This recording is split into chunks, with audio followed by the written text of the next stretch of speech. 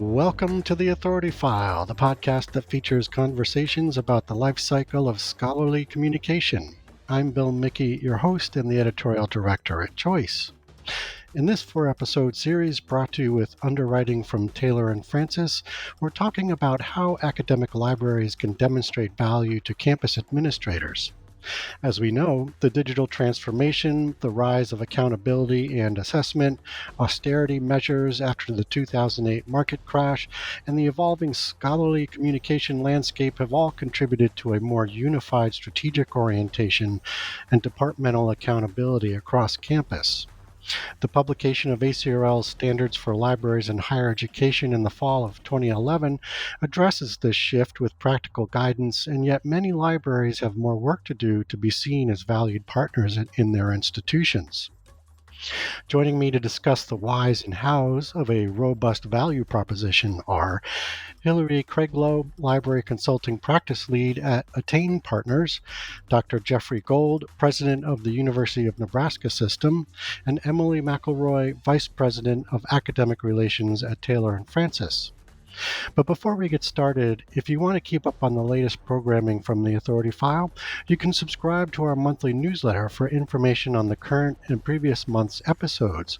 To subscribe, simply visit choice360.org, click on the newsletter sign-up banner in the top right corner, and select the Choice Podcast Updates option.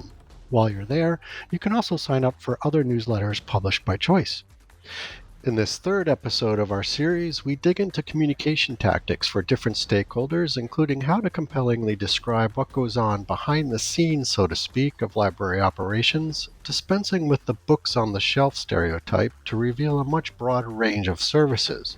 We also hear about what motivates the donor class to support library budgets. So that really kind of segues into another question I have for you both, Emily and Hilary.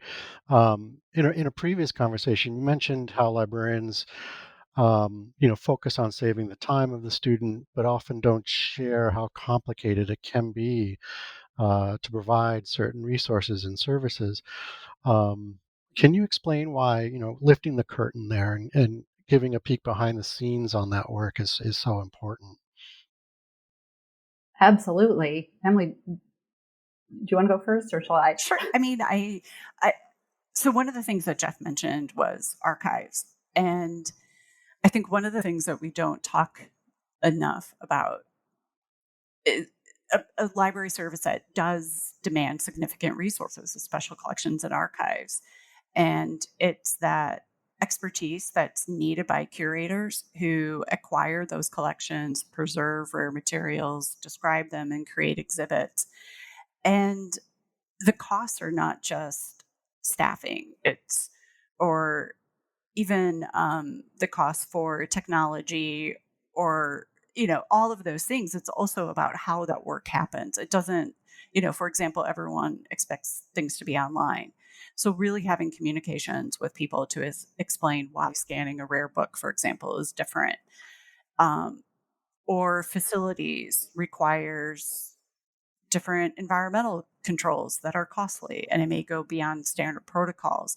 And that behind the scenes work involves a massive effort, but there's also a need for individuals who can communicate about those collections to a broad audience. So when I was at UNMC and expanding that department, it required a substantial investment of resources and time, but we really had to explain what was involved, why that work was so different from what someone was doing, providing systematic reviews or supporting collections or teaching classes. And it's just, and part of that is also being able to set realistic expectations for projects, because everyone wants things done and it just needs a little bit more thought. And so I would say every university library that has special collections and archives, I think they're valued. And that's one where lifting that curtain, I think, is really important. Mm-hmm. Yeah, so Emily's talking about Raghunathan's fourth law, library science, which is save the time of the reader. And I think libraries have internalized this principle so deeply that they will make their own, as Emily's saying, complex work invisible, service of the goal to save the time. But I think there's an irony here, which is that invisibility will threaten library funding because administrators can't value what they can't see. So lifting that curtain becomes essential because that complexity without context appears insufficient, especially to an administrator with budget pressure. So when libraries simply report that they, quote, support research, administrators may question why that requires full-time employees and multi-million-dollar budgets. But when a library can detail the procurement expertise needed to negotiate a database license that saves the institution X amount of dollars compared to commercial costs, or explain the regulatory compliance work that's needed to support a federally funded grant, that investment becomes not just justifiable, but essential. And that transparency will help an administrator understand capacity and scalability issues more clearly, too. So campus leaders assume that library services can easily expand or contract without understanding those infrastructure requirements. So explaining that supporting 50 new additional graduate student researchers may require new subjects, expertise, or additional database access, or a data management infrastructure that helps administrators make more informed decisions about resource allocation. And maybe we'll consider libraries when they add a new program or add new faculty. And I think this particular transparency is actually more important when libraries are facing budget cuts, because administrators will need to understand which services are foundational versus what they might consider supplementary, and can understand the real costs of eliminating specific library programs. Excellent. Thank you. So some things, something that librarians might be sick of hearing is, quote, you need to know how to tell your library story. But, today's library story, like we've been talking about, is much more than books on a shelf. So I'm wondering, how can library staff and leaders sort of leverage an outsider perspective, to demonstrate how the library touches and adds value to many areas on campus? And I think Hilary and Emily, I'll stick with you on that.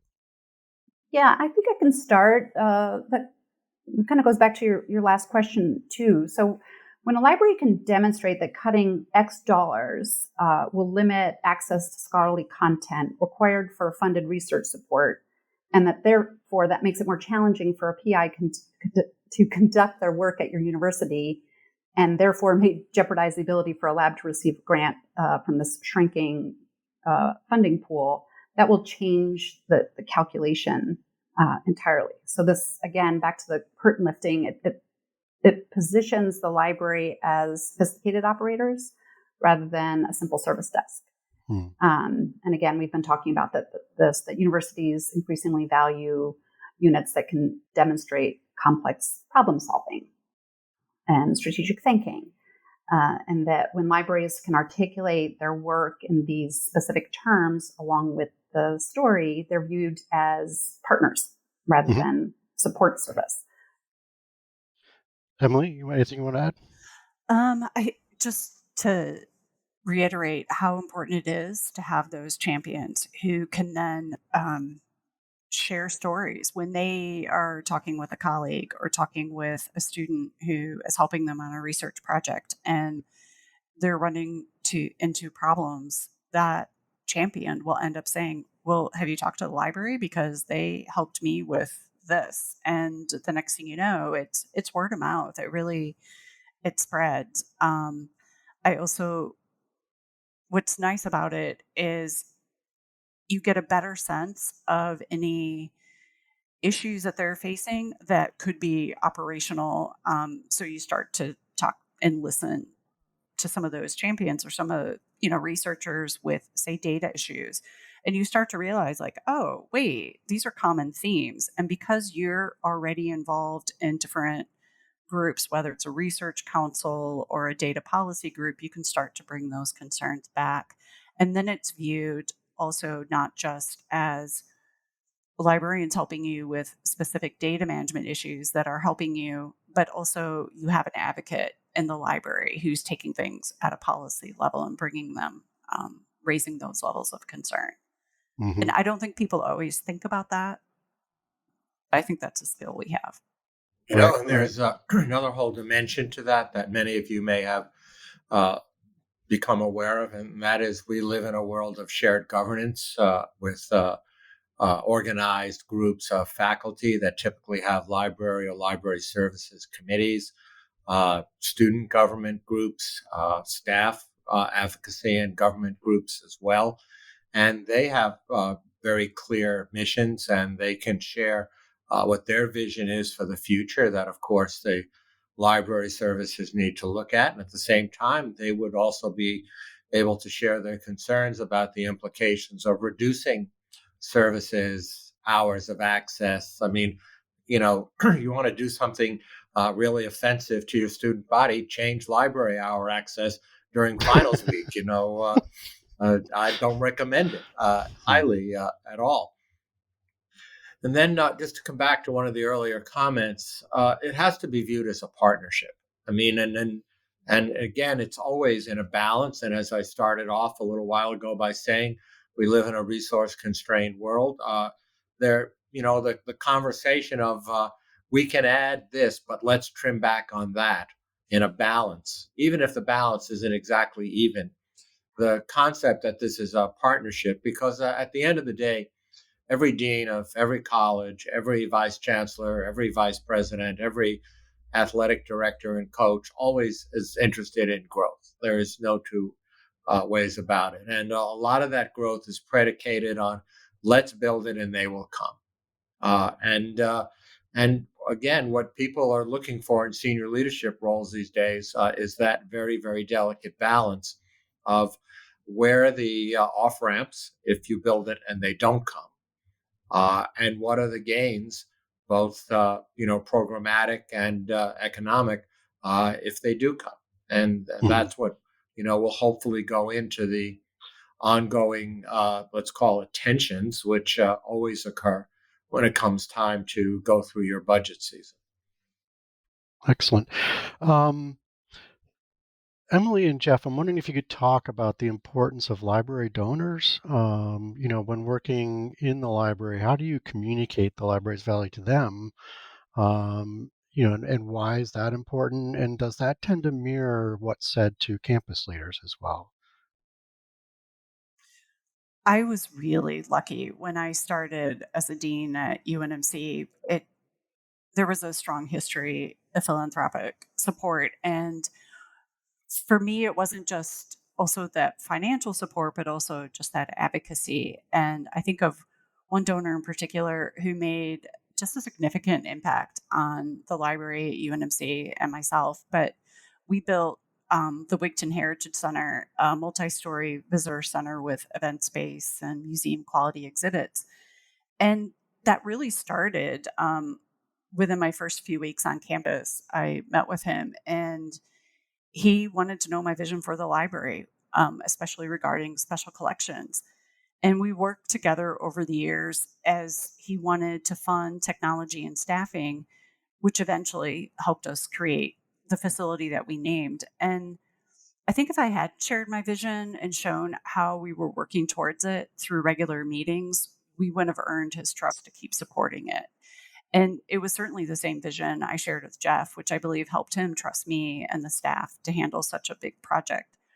But the great thing also about him was that he understood the need for operating funds, which not many donors will support.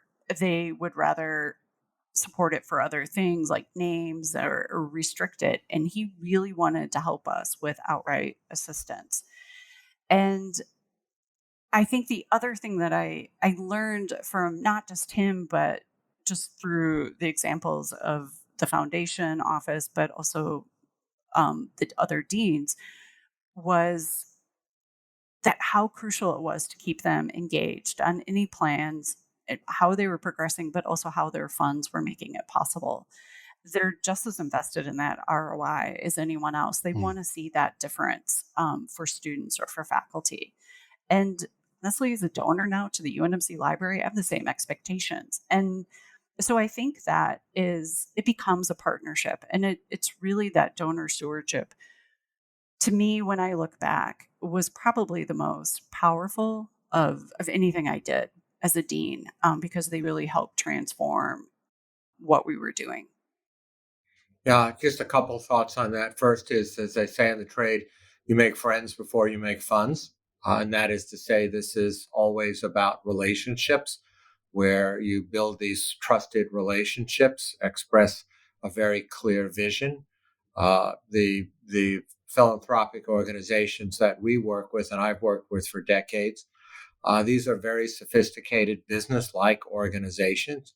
They understand that the return on the investment is frequently not a financial return on the investment, but they certainly expect you to steward their investments and be sure that, as I like to say, you over-deliver ahead of schedule, right on budget, which is a philosophy that we've had for a really long time. If you overrun your budget, or if you're 6 months or 12 months or 18 months late on a project, it doesn't do well for the next project that you'll be talking about.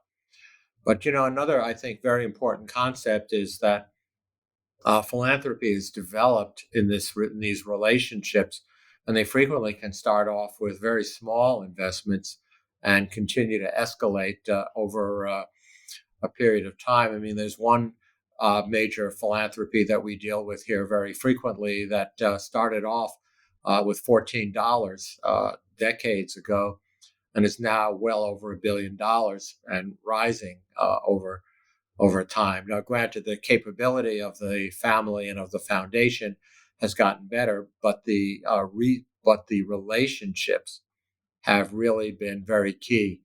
And I think using your space and your people wisely, host events, not off campus but on campus in the library facilities. Let them see the students coming and going, so that it's not a philosophical or an abstract concept, but it's a reality.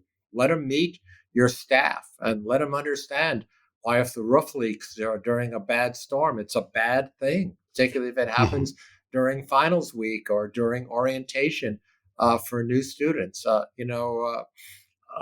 of those things I have found go a really long way. But as Emily said, maintaining that relationship during the course of a project is critical, because there is always the opportunity, if things do change and you want to change the scope of a project, or if there's another project around the corner, you want to be able to excite them about what's next. I mean, it is never just about completing a single gift or investment. It is always about what's next, what's around the corner, what's going to excite them. And as you get to know them better, you can figure that out and you can put things online. I'll give you a very concrete example. We are one of the first institutions in the country here to have both an undergraduate and a master's program granting degrees in generative artificial intelligence. Everybody is dealing with ChatGPT and Copilot and Gemini and all of these other Gen AI programs, but to actually grant technical, experiential degrees on the undergraduate and graduate level took a good deal of work, and I'm really proud to do that. But that has taken a material partnership with our libraries on multiple campuses, because we are building Gen AI resources into every undergraduate Gen Ed program here. Now, I mean, that's a lot of Gen Ed programs and a lot of partnerships with faculty and staff, but it's an exciting time, and we think it's the right thing to do. We could spend a long time quibbling whether it's going to be the gift or the nemesis of the future of higher ed, but one thing is for sure, it is definitely here to stay, so why not embrace it? And our library leadership has been critically important. And by the way, not just in the technical side of it, but we are very, very concerned about the ethics of it and how it's implemented. And the leadership of our library team and our ethicists have played a very large role in that.